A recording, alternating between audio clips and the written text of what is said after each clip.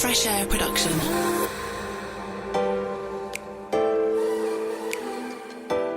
Hi and welcome to Fresh Ears. I'm Neil Cowling, the founder of Fresh Air Production. And at Fresh Air, we spend all day, every day, talking about podcasts and making podcasts. So we often forget they've only been a proper thing for about 10 years. So for most people considering making a branded podcast, this is a whole new world. And the point of this series is to look back at the projects we've created, sitting down with the client and the producer, and then see what we can learn. Hopefully, if you're keen to learn a bit more about this whole podcast malarkey, that'll be a useful exercise for you, and it's pretty useful for us, to be honest. Today's episode looks at a podcast for one of the UK's biggest and best known banks, Barclays. Mortgage Insider is a show, an award-winning show, now into production on its third series, aimed very specifically at a niche audience, mortgage brokers. Hosted by two internal Barclays staff, it aims to keep this valuable listenership feeling well informed and well loved. And this is how it sounds. For us, it was managing the emotions of the buyers and the sellers, who really were quite desperate, actually, a lot of them, to get this going. I think when you think of the psychology of them, they were at home. This was the biggest thing they had going on, and we knew about it. They'd be ringing us all the time, and we want to manage their expectations, and it was very desperate for them. So how do you use podcasts to build a close relationship with a specific B2B group? Joining me to talk this through are Helen Carter, Head of Channel Engagement at Barclays, and Julie-Anna Needham, our Senior Producer here at Fresh Air. Hi, folks. Hello. Hi. Helen, let's start out by just laying out exactly where you sit in the full Barclays machine. What do you create content all about? So I'm quite unique at Barclays in the sense that I'm a marketer, but I don't work in the marketing department. I do marketing and events for mortgage intermediaries, which is another term for mortgage brokers. So I engage with mortgage brokers who will engage with customers on our behalf for Barclays Mortgages. And so why make a podcast? What was the motivation? What was the spark that made you think that making a podcast was a good idea? So we initially wanted to make a podcast way before the coronavirus pandemic. The reason why is because a lot of our mortgage brokers are dotted across Great Britain, and our BDMs, so we have business development managers, which we also call BDMs, see them on a face-to-face basis, and we wanted to tap into this time and to engage with them further with Barclays intermediaries. But then the pandemic happened and the whole industry flipped on its head. And what I mean by that is we are a face-to-face business model, and obviously during the pandemic we couldn't meet face-to-face, so how could we engage with our mortgage brokers without physically being next to them? And the podcast was a brilliant engagement tool for that. And presumably you're in sort of constant competition with your competitors to get your messaging through to these brokers, because they must be being courted by every mortgage provider in the market at the same time. Is that right? How it all works is obviously the mortgage broker chooses a mortgage for their client based on their client's needs at that one time.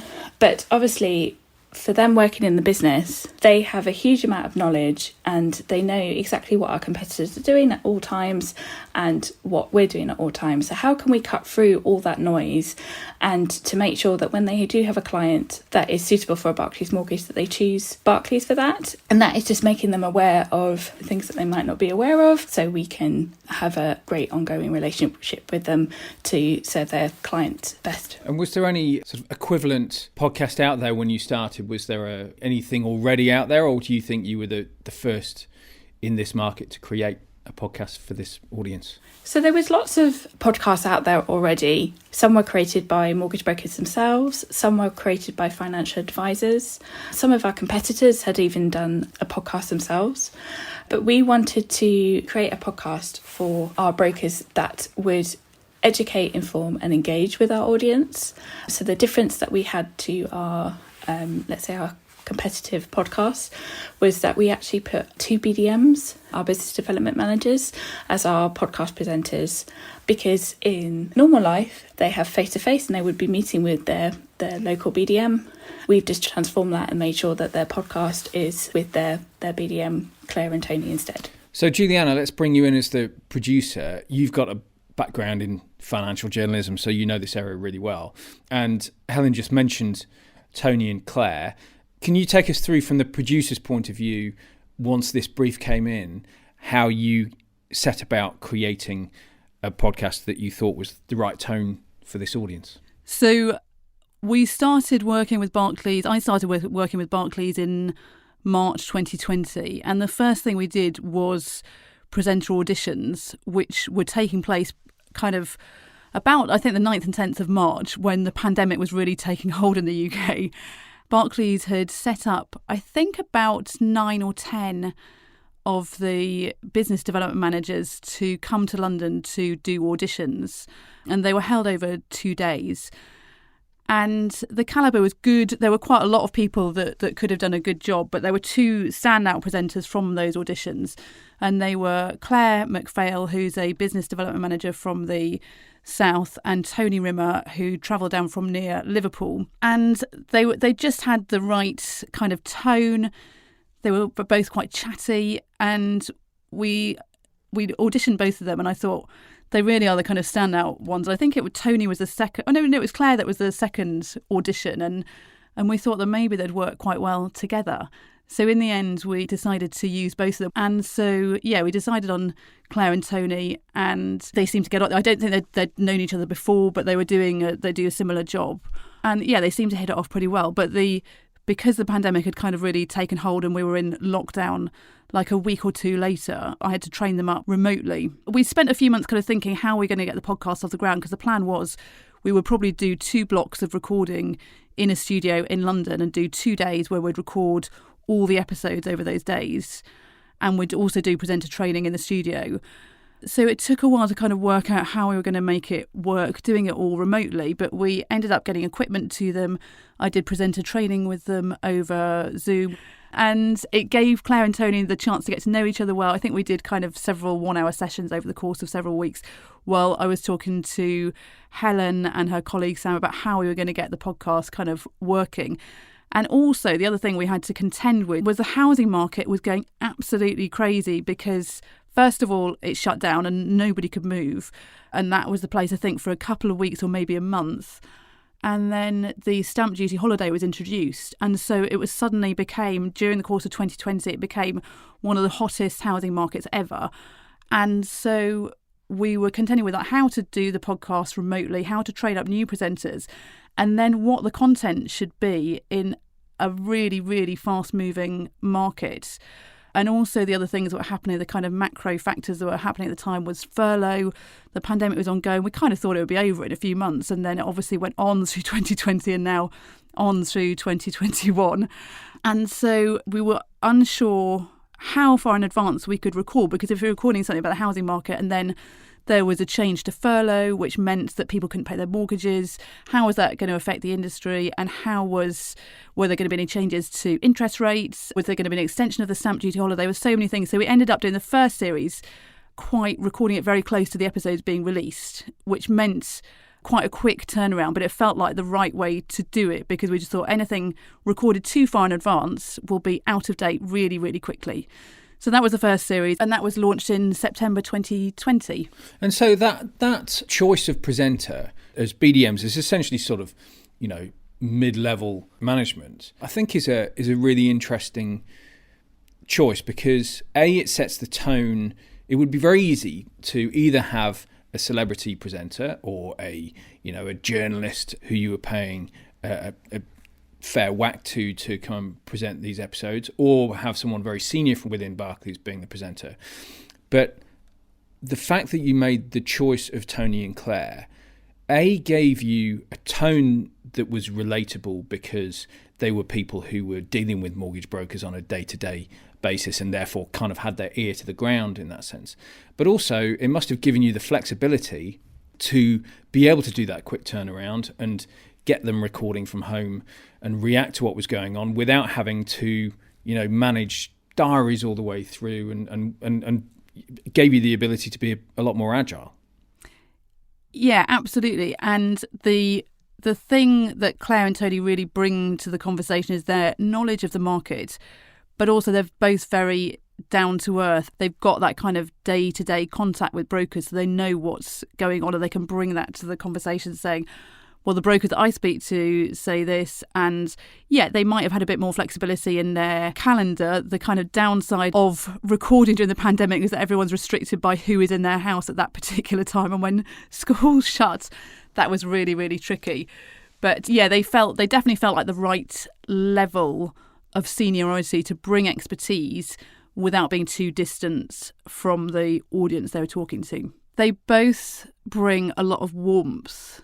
It's like having a conversation with a friend, and I really have loved working with them because they're a good laugh, and I think that hugely helps them as presenters, as they bring that warmth to the table that you wouldn't probably get from a journalist or celebrity presenter. They're on the front line. They know exactly how the broker is thinking, feeling. They know what has happened that previous week in the mortgage intermediary market, because it's such a niche market. Having a celebrity, for example, on it, they might not have that insight and knowledge. And actually, we've used Claire and Tony to shape the episodes that we've done purely because they know exactly what brokers want to get out of every single topic, rather than maybe potentially going a bit more vague. They know exactly the message that the broker wants to receive from every topic. They presumably know exactly what they can and can't say as well, in that sense.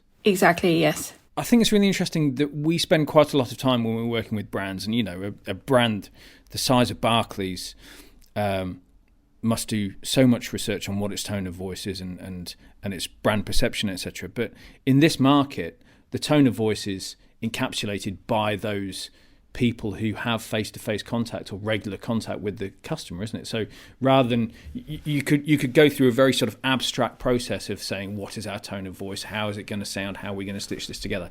Actually, by choosing these people, they embody your tone of voice. So that's a shortcut to being able to know what the audience will already relate to when it comes to Barclays. Yeah, and just to add to that, I think it was such a incredibly uncertain time for brokers. Nobody knew what was around the corner a year ago. I mean, nobody particularly knows now, but nobody knew what was around the corner financially and economically. And they didn't know if the housing market was going to grind to a halt, interest rates would shoot up, and they would suddenly have no business at all. So I think having kind of a reassuring voice hopefully helped them through some of that uncertainty.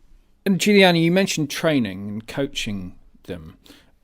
We have a lot of people who come to us and say that they would like to host it themselves or have internal hosts, and they're very grateful for some training, because presenting a podcast is very different from presenting to a room, presenting on Zoom, doing a video. Can you just go into a bit more detail of what that training, that coaching involves, please? So the first thing that we needed to do is get their equipment set up and sent out to them. So that was a challenge in itself, just choosing the right rooms in their house. Claire found it a bit easier. She uses a bedroom. Tony ended up in the dining room after trying just about every room in the house, which is quite an echoey room. So just getting the equipment set up, getting them used to using the equipment, and then getting them to talk naturally when they're doing the interviews. So once they get into a conversation, they found it reasonably easy. But getting them to speak naturally, I think was probably the hardest part of the training. So we did lots of script reading. I got them to read different speeches given by some former presidents, some celebrities, getting them to kind of get outside their comfort zone a bit. They both embraced the challenge. They both enjoyed doing it. But I think the hardest thing for any new presenter is being able to read a script naturally. And it's what newsreaders spend years getting good at. But getting them to kind of speak the words rather than read the words. And I'd always get them to kind of go through the scripts and turn it into language they'd use. But it didn't always happen that they were able to look at it in advance. And also to turn the questions into their own words. So getting kind of as much of them in that as possible. But also getting to think about how they're sitting, how they're breathing, not fidgeting. And it always presented with quite a lot of challenges and quite a lot of laughs, because we'd be halfway through something and I'd say, you need to lean forward, we can't hear you on the microphone. So the training was fun, but it was definitely more difficult than doing it in a studio face to face. So you've got your presenters sorted out. The next task is guests and topics. Helen, how do you decide from one episode to the next what you're going to cover and who your guests will be? Do you lay out the series before you start, or I guess, as we were saying earlier, it was quite reactive, certainly for that first series? Yes, the first season was incredibly reactive, and it literally was, we would record one episode and then we would probably brainstorm and think about the next episode. And our episodes are every fortnight, which allowed us a slight gap to have that time to think about what we wanted to do. Season 2, we decided that we wanted to be a bit more organised and plan out the season a little bit more. But we probably planned out about 3 to 5 episodes at one time rather than the entire season. And even when we're trying to plan out season 3, we know what the first kind of half of the season will look like, but not the entire season. And I think it's going back to what Julie-Anna was saying. The market at the moment is so fluid. Everything is changing all the time. So we have to make sure that we have some flexibility in what we want to talk about. But I make sure that we really go into the data and really understand what our audience is appreciating or not appreciating with our podcasts. So, for example, with the first season, I was very keen to do educational podcasts to talk about different stuff like, so for example, economic updates. We make sure that we have one in every season, but I thought that would be the most popular update, the most popular podcast that we would have. But actually it's the human side of some of the podcasts, the stories that some of our presenters say that actually are a lot more popular, which means that when we plan out season 2 and season 3 even, we want to make sure that we have more of that inside the podcast. And Julie-Anna, how much input do you have? You're starting to have guests that sort of coming back, I think, in series 3 who've been strong in previous episodes. Is that right? Yeah, we've got hopefully Will Hobbs, who's the Chief Investment Officer for Barclays Wealth, joining us again. He has been one of our standout guests. He's really, really good fun, very knowledgeable, and he gets on really well with Claire and Tony. We'll also be looking to bring back another guest who was a really good contributor to the second series but didn't feature we just had to use a clip of her. And yeah, we've tried out quite a few different types of guests. We generally have a balance between half Barclays guests and half external guests from the industry. And in radio terms, we'd call them friends of the show, wouldn't we? That people who we know are reliable, and also helps to build some familiarity with the audience, build some sense of community there as well. Yeah, absolutely. And Will definitely does that. He's a really great, fun guest to have on. And we know he always delivers, both in terms of entertainment and sharing knowledge, which I think brokers are really keen to have kind of put into an easy to digest form. Helen, you mentioned referring to the data just now, and obviously you've got a certain amount of data as to how people listen, how long they listen for, and you've also done a survey of the listenership recently to sort of see what they're interested in too. What have you learned from all that? How does that data help you improve it? I think, firstly, the data showed me that I can never make assumptions. So prior to launching this podcast, I was an average podcast listener myself, and I would often listen to podcasts on my mobile phone through apps, etc. And so therefore, I just naturally thought, well, if I do that, lots of other people probably do that too. That's how people digest podcasts. And we've noticed that actually this audience, especially being it's so niche, and obviously it's a work podcast, it's something where they can listen to and gain knowledge and insight about the job that they do. We obviously did the usual advertising, like through social media. We did paid advertising on digital channels, but we also got in touch with the trade press, which is very significant in this industry. And we were able to host the podcast on their trade press websites. I initially did this at the start, just wanting to just basically test and learn to see what landed and what didn't. But the insights that I got from that was a lot of our audience was actually listening to it on their computers, on their desktops, versus listening to it on their mobile phones. And so This could be pandemic related because obviously we've never done the podcast outside the confinements of lockdown, really, which is shocking to say. But instead of people listening to it on their morning jog or walking the dog or even in the car, they're listening to it whilst working on their computers, which was incredibly interesting for me to see. And it has shaped how we promote season 2, and it will be for season 3 on how we promote the podcast. I think that's unique within the podcasts that we make, and we make, over 70 different podcasts for different brands. That's unique, I think, to see that there's a larger audience listening on desktop than anywhere else. It tells you a lot about your audience, and it really is the fact that it's helped to inform how you promote it, how you assume people will be listening is really fascinating. Really will be interesting to see whether and how that changes once the pandemic's over. It could basically be that people are working, they see it, and because the confinements of the pandemic, they might be working from their home offices rather than in the office at work. And so therefore, just click play in the background and it plays out. And so therefore, it will be extremely interesting to see how that changes as, fingers crossed, life goes back to normal, whenever that will be. But it's something that we will be monitoring, and it also demonstrates that it might not be how our audience always performs. We have to shape and decipher what our audience are doing and be where our audience is rather than where we think our audience might be. So what that also shows is that the podcast that we're creating here is genuinely useful for people. And that sounds quite strange, but often what we're doing is building a brand building piece. We're creating content that kind of goes around what people are wanting to hear, broadens your relationship with the brand, but doesn't necessarily give you something solid to hold on to. Whereas what you're trying to create with the podcast is really create essential content that people listen to at their desks. They don't listen to it because they're obliged to, or because it's just a nice thing that they're being presented by the brand. You're genuinely trying to create something that will make a difference to the way they do their jobs. And what's interesting, I know that you're looking at for series 3, is not just here's news about the market and here's something about the way that the mortgage industry is going, but also trying to help them in how they build their own small businesses and insights that they can gain because they're all running small and medium-sized enterprises. Just enlarge on that a bit, Julie-Anna, perhaps, and how that is evolving.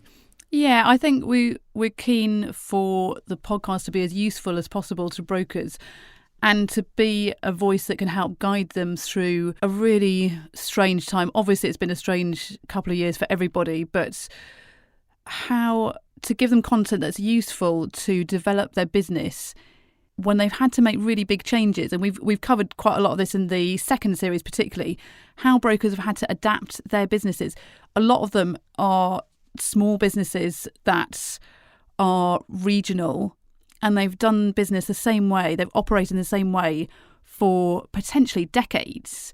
If they're kind of brokers in their 50s and 60s, they've run their business the same way. And then suddenly the pandemic hit and they had to work remotely, they had to do everything remotely, and they had to change how they ran their businesses. And so the second series, we looked a bit at how to deal with working at home, what digital tools you need to kind of develop your business whilst working from home, looking after your mental health when you're working at home, and that's been a completely new thing for a lot of people. And the third series is kind of taking that a step further, how to develop your business, hopefully post-pandemic, helping them upskill, helping them understand where their business fits into the kind of digital revolution, what skills they need, what tools they need, which platforms they should be using, those kind of things, and hearing from brokers who run successful businesses that have either pivoted a bit or kind of expanded in the past few years and how they've done that. So Helen, is that a point of difference for this content if you're being a helpful friend, if you're advising them on their own business rather than just giving them straight information? Yes, because fundamentally we want to have a podcast that brokers will listen to. If we did every single episode that wasn't relevant or engaging to the broker, brokers would switch off. And actually the data is showing that with every episode we're getting an increased amount of listens and we get a very high retention rate. And so we want to be there for the broker and engage with the broker, especially as Julie-Anna has been saying, we sometimes forget, but actually 2020 was a very difficult year. A lot of brokers, especially in the main lockdown between March and I think it was June 2020, were thinking that their whole business was going to go under. And then within a few short months, it never felt so good for some of them.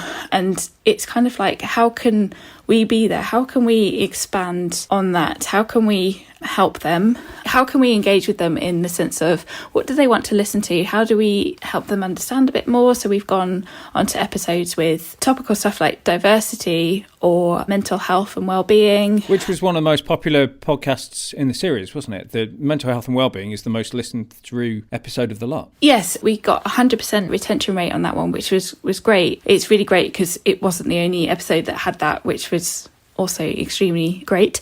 But rather than just vaguely talking about a subject, we always try and put the kind of so what factor on it. And so what? So we're talking about diversity or mental health, but how does that affect the one-man brand broker? How can we make everything that we do that is relevant to the broker rather than just telling them something? And I don't think there is anywhere at the moment that is so niche for this audience that can take those big topics and make them so niche, and that's why it has been so successful. Talking of success, mentioned earlier, multi-award winning, so congratulations on that. Thank you. What difference does that make, if any, other than giving you something nice to put on the shelf? I think it gives us two things. One is awareness. In our industry, awards are very significant, and there is a lot of awareness around not the award itself, but the award ceremony. People are there to see us collect the award, for example. And it also gives us credibility. So if people were unaware of us, the fact that we win these awards by these notable trade press organisations, it will hopefully allow people to find out about us, but then also be like, well, it must be a good episode to listen to. So it's great to get that recognition, to hopefully get more listens basically, and to make the podcast more of a success. Well, as I say, congratulations again. It's a really successful series. It's unique in our portfolio, and I think it's unique in the industry. So yeah, great job, and we will very much look forward to series 3. Thank you very much to Helen Carter, Head of Channel Engagement at Barclays, and Julie-Anna Needham, a Senior Producer here at Fresh Air. If you'd like to find out how Fresh Air can help you make a wonderful podcast that you might win awards for your brand or business, please do check us out at freshairproduction.co.uk. In the meantime, I'm Neil Cowling. Thank you very much for listening, and goodbye. Fresh.